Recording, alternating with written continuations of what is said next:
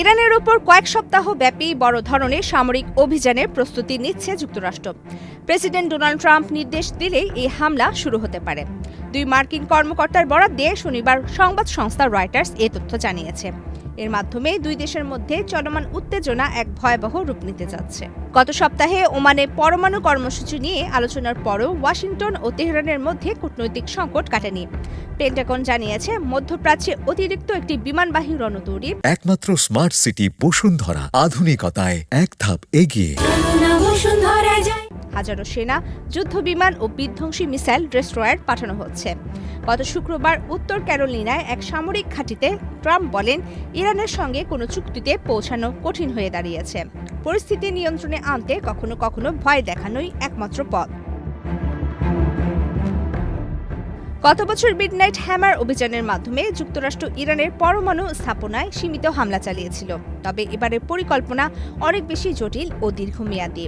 মার্কিন কর্মকর্তাদের মতে, এবার কেবল পরমাণু অবকাঠামো নয়, বরং ইরানের রাষ্ট্রীয় ও নিরাপত্তা বাহিনীর স্থাপনাগুলোকেও লক্ষ্যবস্তু করা হতে পারে।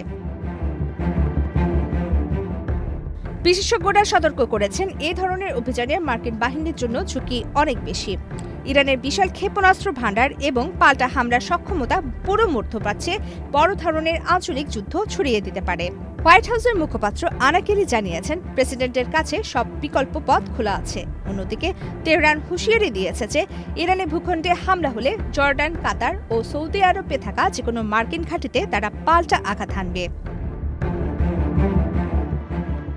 গত বুধবার ইসরায়েলের প্রধানমন্ত্রী বেনিয়ামিন নেতানিয়াহু ওয়াশিংটনে ট্রাম্পের সঙ্গে বৈঠক করেন। সেখানে তিনি স্পষ্ট করেন, যে কোনো চুক্তিতে ইসরায়েলের স্বার্থ রক্ষা করতে হবে। ইরান পরমাণু ইস্যুতে নমনীয় হলেও তাদের ক্ষেপণাস্ত্র কর্মসূচি নিয়ে আপোস করতে নারাজ।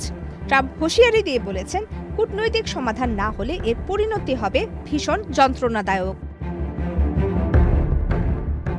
প্রমিতি কিবনে ইসলাম, বাংলাদেশ প্রতিদিন।